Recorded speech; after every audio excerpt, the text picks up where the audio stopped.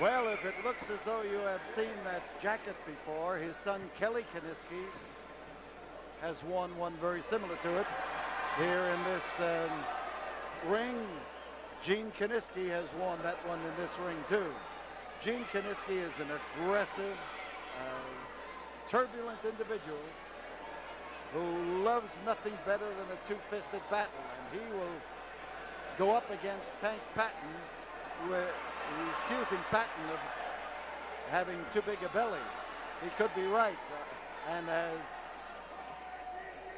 Gene Kiniski comes outside the ring, which is an old ritual with him, he has often stepped outside that ring and then charged right in that inimitable fashion of the Wildcat from not only Edmonton, Canada, Alberta, Canada, but from the University of Arizona. And as Kiniski gets in, he's got these fans solidly behind him because they don't like Patton. They don't like the way that he wears that cast on his arm, and they want Kiniski to belt him from here to the dressing room and back again.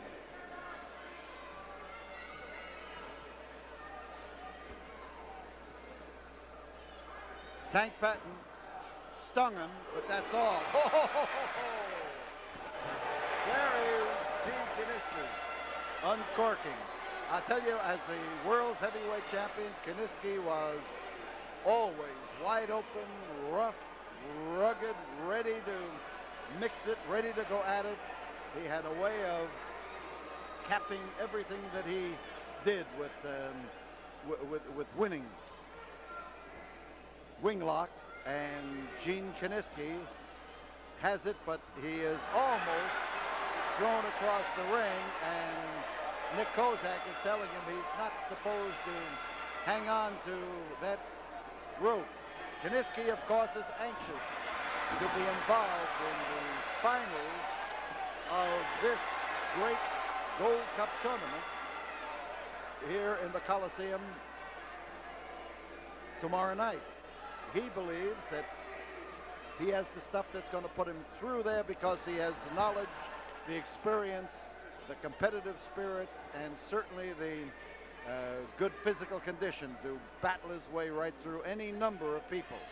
Up against the big Tank right now, he could prove to be a tank destroyer. So Kiniski, he's rousting Nick Kozak around a little bit there, and as Tank holds up, he doesn't quite know what to expect. Tank was making some rude remarks in the dressing room about has-beens and pointedly making them toward Kiniski, and he may have to eat some of those words. Kiniski's move, and it's a further adage that when you know what you're doing, why, you get those people with you and they stick along with you. Kiniski does much of his wrestling right now in Canada, and he just loves to mix it. So by taking control of Patton by the arm, by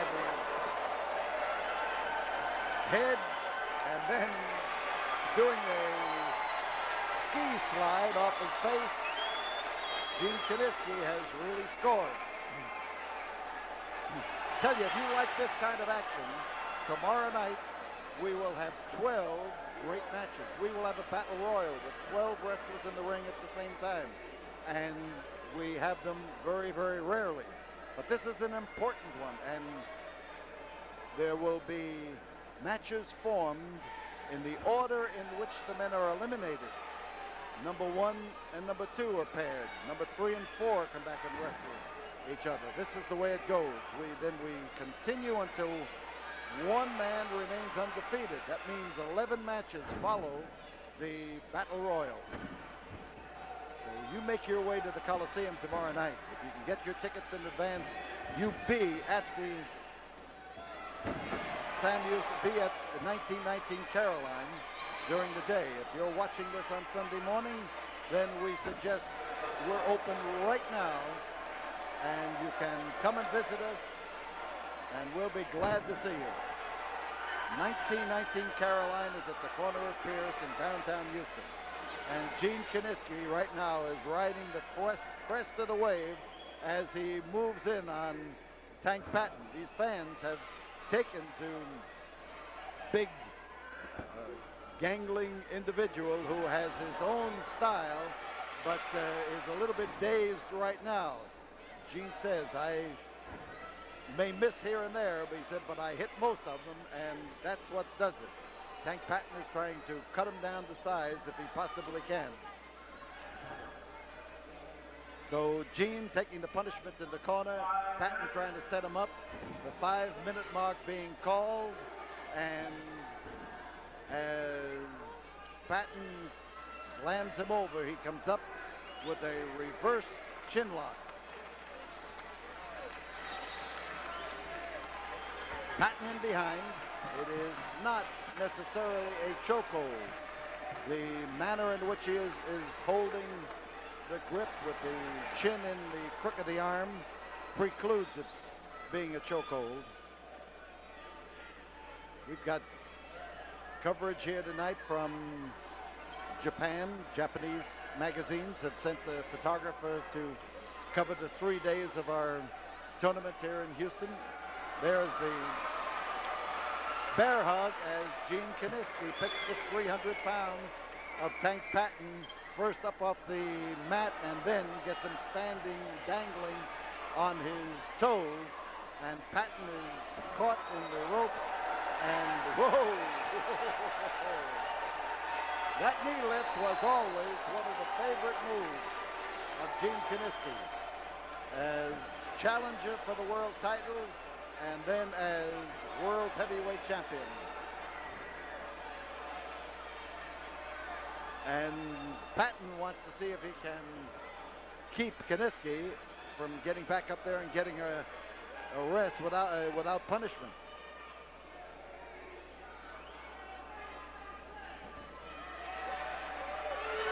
So as Patton comes in, he starts to look to see how he can finish off this tremendously potent individual who knows what it's like to be champion and knows what it's like to be ex-champion and likes being champion better. Caught him in the throat, drove out there with the fingers extended and joined and hit him in the windpipe. And now as Patton bears down, we've got Kiniski hold up, and suddenly the crowd becomes very still.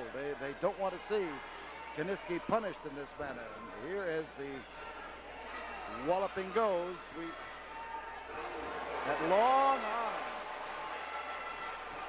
and that big foot and the hard swing, and Kiniski gets ready, but he ran into Patton's knee.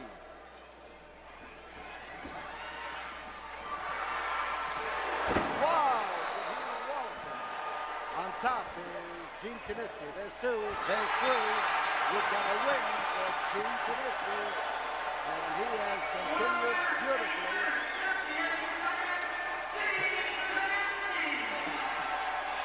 Gene Kiniski scores and scores well in this battle here against 325 pounds of Tank Patton.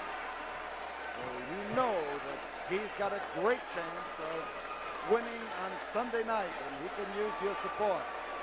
JJ Sleep Shop. Well, they're the kind of a place that always has a bargain that's going to please you.